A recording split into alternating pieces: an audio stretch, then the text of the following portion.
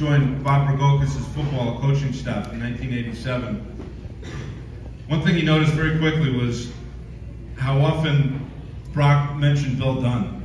And this was in 1987. Bill graduated in 75, so Bill Dunn, Bill Dunn, Bill Dunn, Bill Dunn, Bill Dunn. And do it the way Bill did it. That's not the way Bill did it. You have to do it the way Bill did it. So finally, at some point, Bill, did you know this?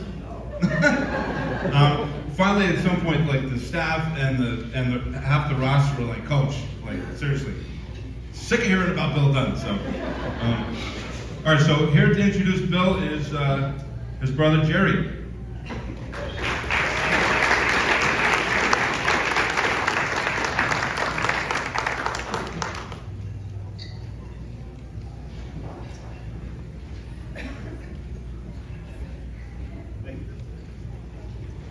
Thanks, Paul.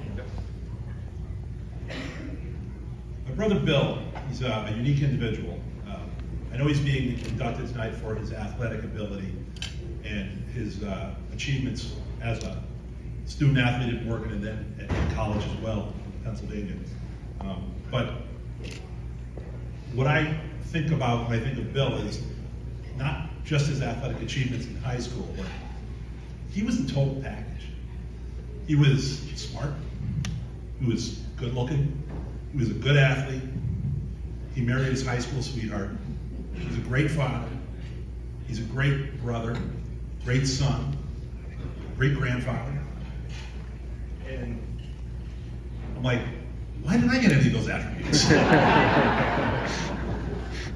People ask me, oh, another Dunn, another Dunn. I said, no. I'm not like the older brothers. I'm a lineman. I'm not a quarterback, I'm not a running back.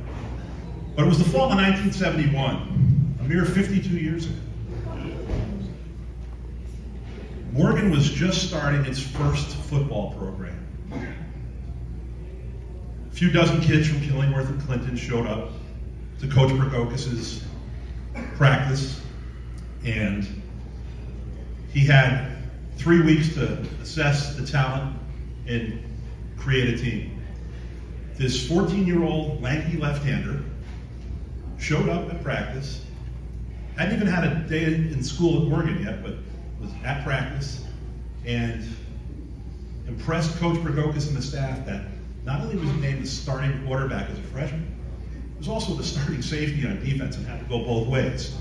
Different connotation in 1971.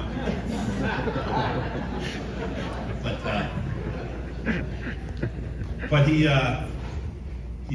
impressed, he did well. His arm was a little suspect, so Coach Rogokis ran the wishbone for an offense. And if anyone who ever played for Brock from 71 through 87, they know strong left, option right, and strong right, option left. Those were the go-to plays, especially out of the wishbone, the veer. We all knew them, we all played them. I was 6 years after Bill, same plays. They had some success their first year. They had about a 500 record. And it voted, it looked well for the future. But when the season ended abruptly on Thanksgiving morning of 1974, Bill announced at our dinner table that I need a new pair of sneakers because basketball starts tomorrow. So my parents were scratching their heads saying, oh, really? Yeah, you don't get a day off? No, practice is tomorrow at 10 o'clock. So Bill showed up hoping to make the freshman team. And again, he impressed Coach Dan Hester. Bill was not only named to the varsity, he was a starter as a freshman on the varsity team. When the season ended, Bill tried out for baseball. He had matured, he had turned 50. And Coach Sternhorn was like, oh, a lefty who can play quarterback, so he must be able to throw. Well, Bill told Coach, no, I'm like Yaz. I want to play first base and I want to hit. I'm really good at D and I can really hit the ball. I'm not a pitcher. We ran the option. I didn't throw much. No, you're a lefty, we're going to use you as a pitcher. Well, Bill got into a game as a pitcher as a freshman. Gave up 4 runs on 8 consecutive walks. And never pitched again. Went on to hit over 400 for a career at Morgan. Hit for power and average. Batted in the 3 or 4 hole all 4 years of his career. was one of the only individuals to ever go through Morgan to letter in every sport, three sports for 4 consecutive years as start of each sport. Bill was an all-Shoreline football player his sophomore, junior, and senior year. He was an all-Shoreline baseball player his junior and senior year. Although he never was recognized with all-Shoreline in basketball, he does have one dubious record. He has the most triple singles in Morgan basketball history. He averaged 5 points, 5 rebounds, and 5 fouls per game. He went on, he was so well acclaimed as an athlete during his high school career. He was highly recruited by several schools, and not only football, but in baseball. He went on to play at Bucknell University in Lewisburg, Pennsylvania. He played varsity football and varsity baseball, and played against athletes that made it to the NFL and into the major leagues. My only regret tonight is that our parents aren't here to see this, because they were Bill's biggest supporters, as well as the rest of my siblings. As a child, I was 6 years younger than Bill. I looked up to him. It was an honor to watch him, and for me, it was bragging rights. I could tell my friends, yeah, that's my brother. Yeah, that's my brother. Yeah. When they kicked Madison's ass 42-14 on Thanksgiving Day, that was my brother Bill. Yeah. So without further ado, I'd like to introduce the most recent recipient of the Clinton Hall of Fame, my big brother, well, my older brother, because I'm a lot bigger, you know, that whole expanding adult thing, I'm no longer a growing child. Bill Dunn.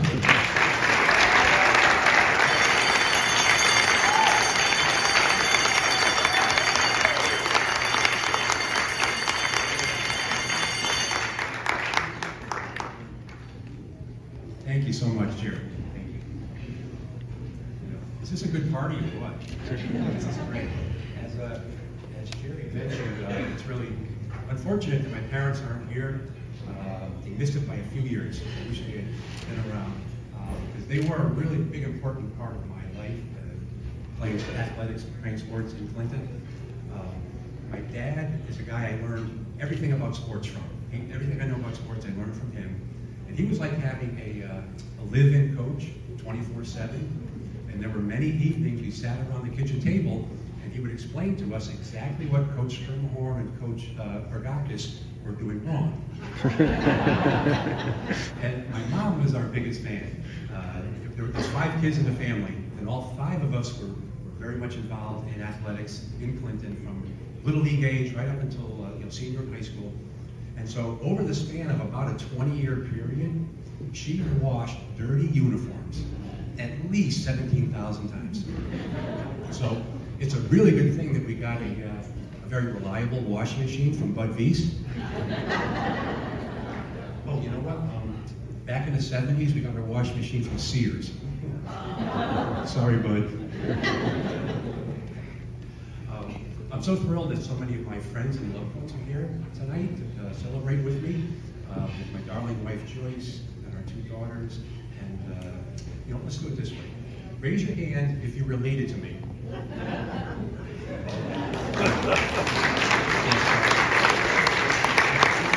In-laws count too, Eddie.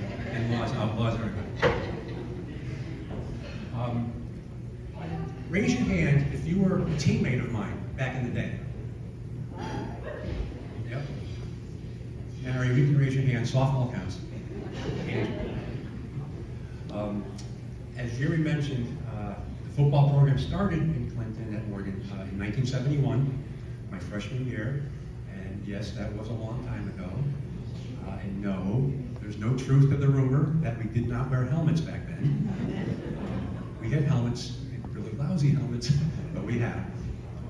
But because the program was so brand new and everyone was so inexperienced, I got a lot of opportunity to play varsity.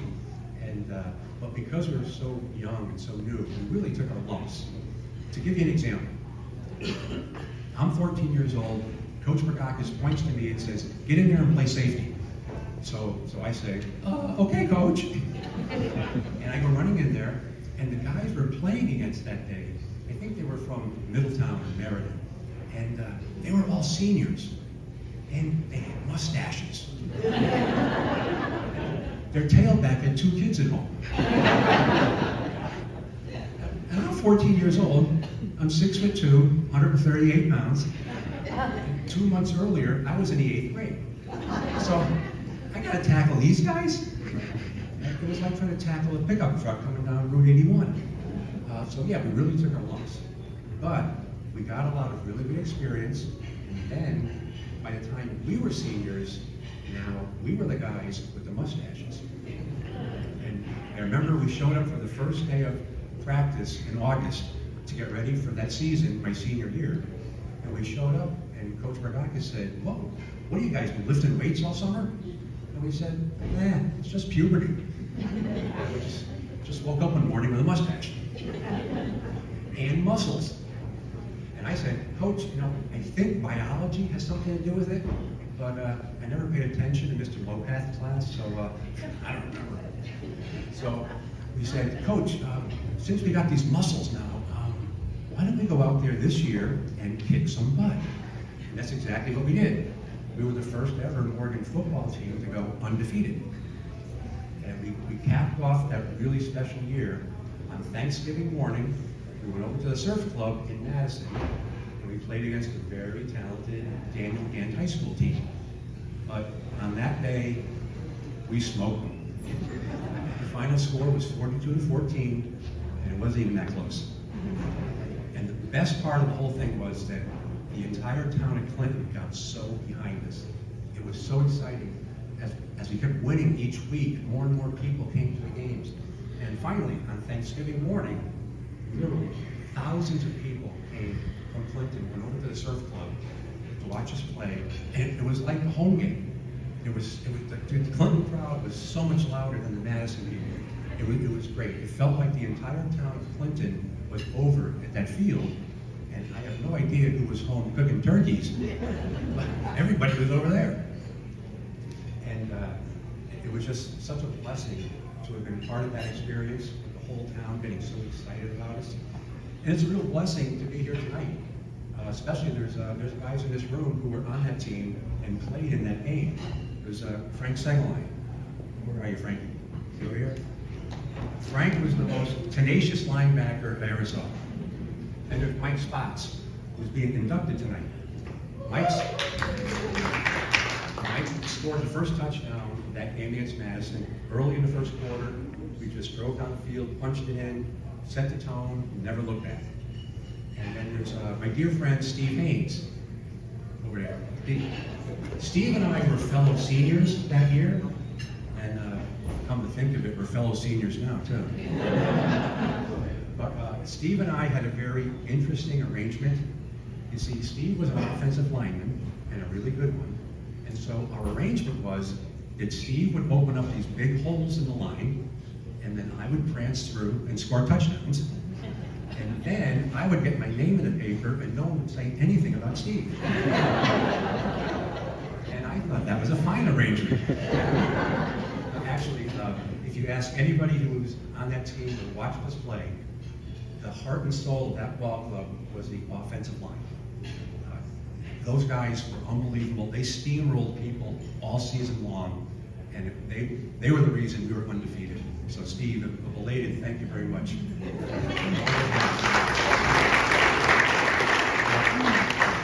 I just want to conclude by saying, even though I've lived the last 4 decades in other parts of the state, my hometown will always be Clinton. Or as we like to call it, Clinton.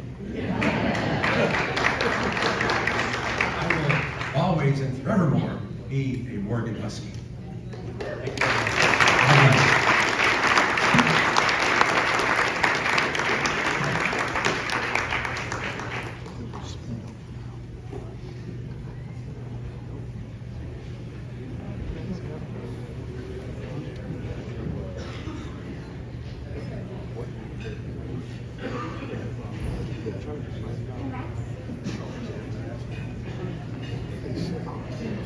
God bless.